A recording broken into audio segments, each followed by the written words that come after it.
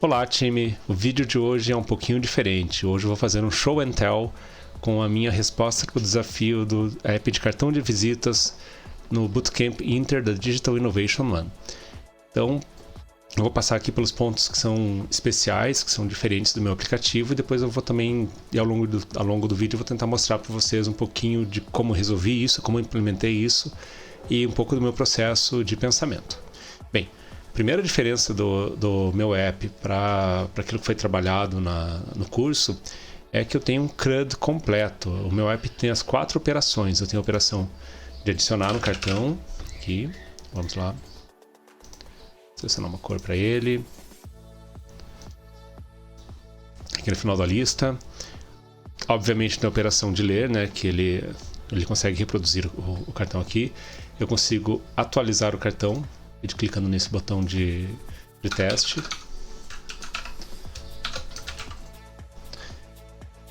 Salvar aqui, atualizou a cor também.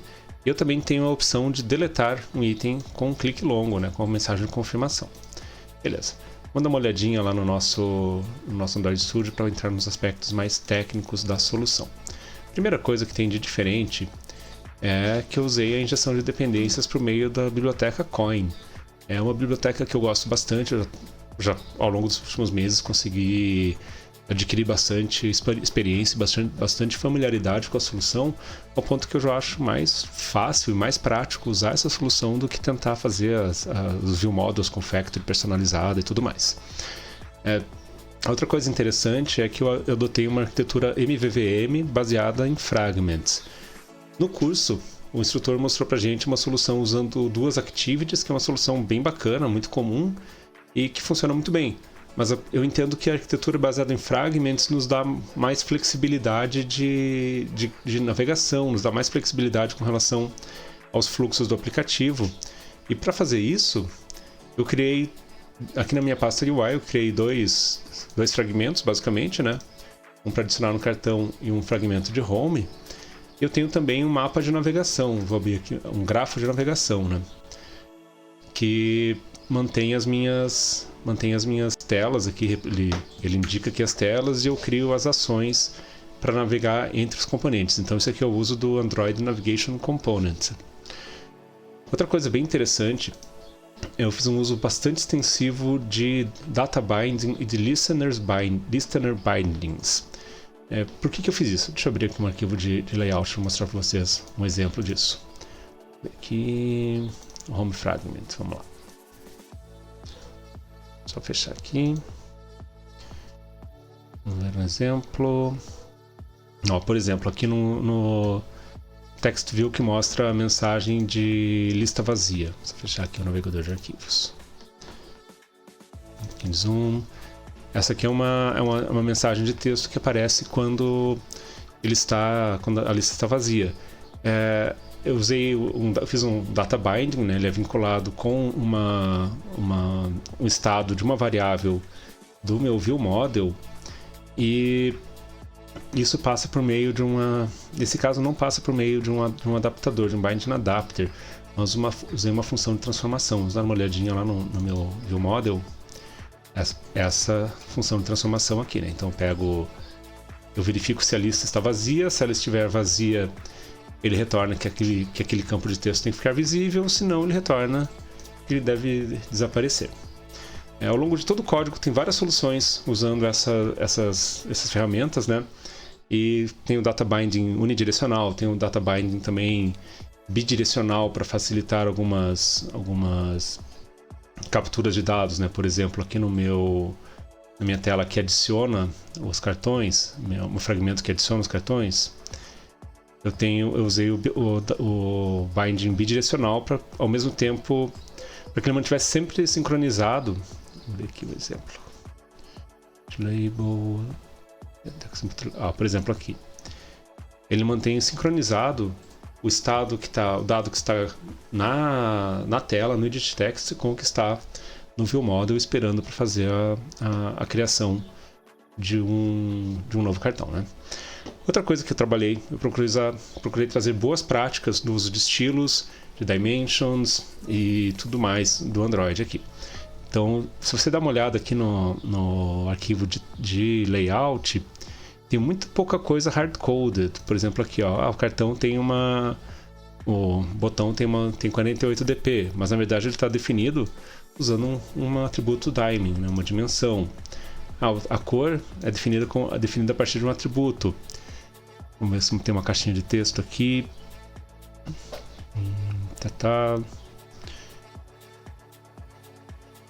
Eu acho que tem no outro fragmento aqui, no nosso fragmento de home. Aqui tem mais exemplos que a gente pode ver. Então, por exemplo, tem um texto de tela limpa. Eu não defini manualmente, não fiz uma solução hard-coded para o tamanho de fonte, para o estilo. Eu usei um estilo pré-definido do próprio Android. Então, isso facilita muito a manutenção do nosso aplicativo e também provê mais uniformidade e mais acessibilidade para o app. Também nessa linha de acessibilidade, de padronização, eu procurei usar boas práticas e bons princípios de UX e UI, usando alguns componentes do Google Material Design. Então, através dessa biblioteca do Google e das guidelines deles, né? Lembrar sempre que não adianta não é só a gente usar o componente, a gente tem que ver o que o Google recomenda, como que recomenda que a gente trabalhe esses componentes, né? Assim, aplicando esses princípios, a gente consegue ter uma interface legível, uma interface uniforme e que fica fácil para o usuário compreender. Lembrando sempre que não adianta, que a gente não deve querer ser 100% original, né? A gente tem que ter pontos de familiaridade entre a nossa solução e todos os outros aplicativos, todos os nossos benchmarks desse mesmo tipo de projeto, né? Para que o usuário não tenha dificuldades no seu processo de entrada, no seu processo de onboarding no app, né? Uma outra coisa bem interessante que eu fiz foi utilizar as ferramentas que a Google oferece, né? Deixa eu tentar abrir aqui o site deles. Vou mostrar para vocês alguns recursos que a gente tem. Opa, vamos lá. Então, para quem não conhece, esse site Material.io traz todas as orientações do Google com relação aos estilos, ao uso das cores, aos componentes. Então, aqui, por exemplo, eu estou na página de tipografia. Tem uma outra página que é dedicada às cores. Essa aqui é fenomenal. É o meu primeiro ponto de partida em todo o aplicativo.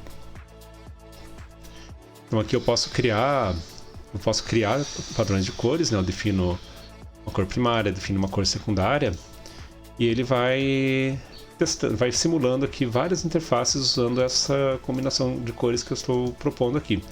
Mas tem um outro lado que fica um pouquinho escondido, que a gente nem sempre clica, que é essa outra aba aqui, essa aba Accessibility. Essa aba nos mostra orientações com relação à legibilidade do texto em função das cores que a gente selecionou. Então, por exemplo, para essa minha cor primária, esse tom de vermelho tomate aqui, ele me diz, olha, o texto branco, se for grande, ele é legível com 77% de opacidade. Agora, o texto normal já não fica legível. E assim por diante. Então, posso ir trocando as cores e ele vai interativamente me dando uma resposta com relação à legibilidade e acessibilidade do meu padrão de cores. Então, a minha versão do app trabalhou com uma paleta de cores neon, que tem um azul intenso, tem esse rosa, tem um tom de ocre. E todas essas cores eu usei essa ferramenta para fazer a verificação. Verifiquei se eu poderia usar esse tom de azul para as minhas fontes. Então, eu mantive ao longo de todo o processo, principalmente no começo do app, né, no começo da criação do app, eu tive cuidado de definir bem essas cores, definir bem esses estilos para a gente conseguir ter um ótimo resultado visual e não pecar com a falta de acessibilidade do app aqui. Bom, voltando aqui para os aspectos do código, o armazenamento dos dados. Para o armazenamento dos dados eu usei a biblioteca Room, né, a solução Room, que como foi apresentado lá no curso, né? Então eu tenho a minha entidade aqui, que é o meu business card. Eu tem uma diferençazinha que eu tornei ela serializável, né? Eu usei a notação parcelize para poder transferir ela entre fragmentos de uma maneira um pouco mais fácil. Criei o DAO. O meu DAO tem todas as funções, né? Inserção, buscar todos, remover, buscar somente um que é necessário quando a gente quer editar um item que está gravado, e a função update para atualizar um único cartão aqui. A database tem aquela definição padrão, né, como a gente já viu aqui no canal em outros vídeos, né? Meu repositório também muito parecido com outras soluções que eu já fiz aqui no canal também. Beleza. Vamos adiante. Eu usei também o list adapter, né, para fazer para manter a minha lista aqui, né, o meu recycler view. E a minha implementação do listener é um pouquinho diferente do que foi trabalhado no curso. Eu usei uma solução inspirada no CodeLab do Google. Então eu tenho uma classe que é uma classe listener com 3 comportamentos, né? Então eu tenho o clique curto no item, o clique longo no item e um comportamento de clique no botão de compartilhamento, no botão de share. Voltando lá no fragmento principal, quando eu faço a inicialização do adapter, vamos ver ele aqui, ó.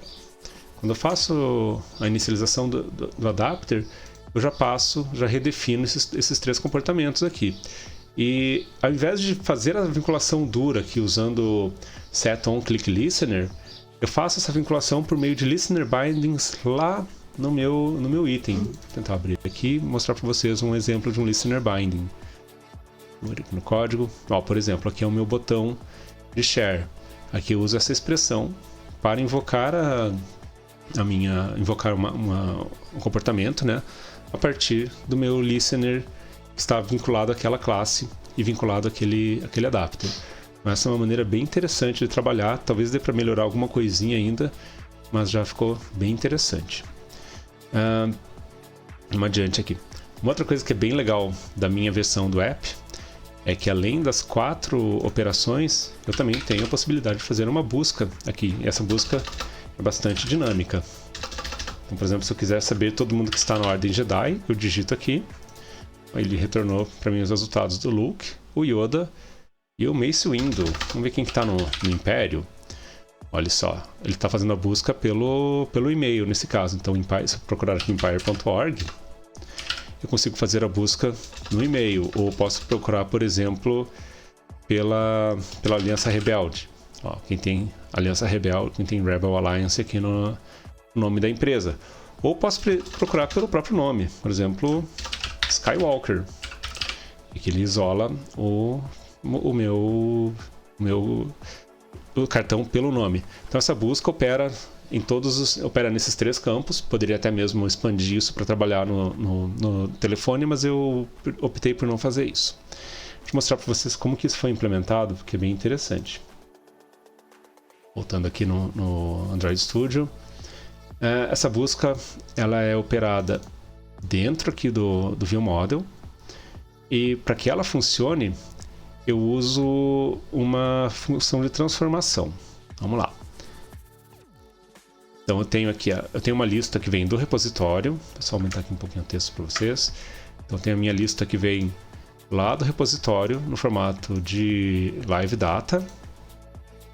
E eu tenho também uma char sequence, né? Seria uma classe mãe da classe string. Uma char sequence variável que é meu string de busca aqui, né? Meu query. E ele também é do tipo mutável. Então, quando eu recebo, quando essa lista, esse query é modificado, é aplicado esse filtro aqui. O que eu faço aqui? Vou voltar um pouquinho. Eu tenho um objeto que é a minha lista de business cards filtrado, né? Filter list business cards, que também é um objeto do tipo live data, que eu aplico um filtro ao meu list business card, ou à minha lista que veio do repositório. Esse filtro usa a função switchMap. Essa função recebe como um dos parâmetros um objeto mutável, né, um live data, que no caso aqui é aquela char sequence mutável, e ele vai fazer a operação de mapear a minha a minha lista, né? Essa lista que veio como parâmetro do método aqui, que no caso é a lista de lista oriunda do repositório, e vai retornar uma nova lista que atenda a esse critério aqui, que a empresa contenha o texto, que o nome contenha o texto, ou que o e-mail contenha o texto da minha query. E ele retorna uma nova lista. O que é muito interessante disso é que, além do ótimo desempenho que eu tenho aqui, que eu posso em tempo real digitando e ele já vai atualizando a minha visualização, em nenhum momento eu modifico os dados que vieram do repositório. A minha lista está lá, o Live Data está lá no repositório, não é mexido, eu só estou fazendo uma operação de transformação on the fly enquanto eu preciso trazer os dados aqui. Bom, acho que isso que cobre os features principais aqui do app, né? Também tem algumas outras ideias mais conceituais que eu vim trabalhando com relação ao uso do Git Flow. Eu tentei manter o versionamento desse arquivo lá no repositório usando princípios de Git Flow. Apliquei os princípios de arquitetura limpa, segregação de funções, princípio de responsabilidade única. Mas isso, assim, não é uma coisa que termina, né? É uma coisa que a gente tem que estar o tempo todo trabalhando. É isso, gente. Obrigado por assistir, obrigado por compartilhar esse vídeo. E se você ficou curioso, ficou curiosa, gostou muito da solução aqui, dá uma olhada aqui na descrição do vídeo. Eu vou deixar um link para uma playlist que tem basicamente todas as soluções que eu usei aqui no app. Você vai encontrar exemplos de implementação lá naquela playlist aqui do canal. E se você quiser ver o código em mais detalhes, acesse o meu repositório lá no GitHub, dá uma olhada, baixa o código, dá uma olhada nos comentários, porque ficou bem interessante. Bem, isso aí, pessoal. Obrigado, um grande abraço e ótimos estudos para todos e para todas.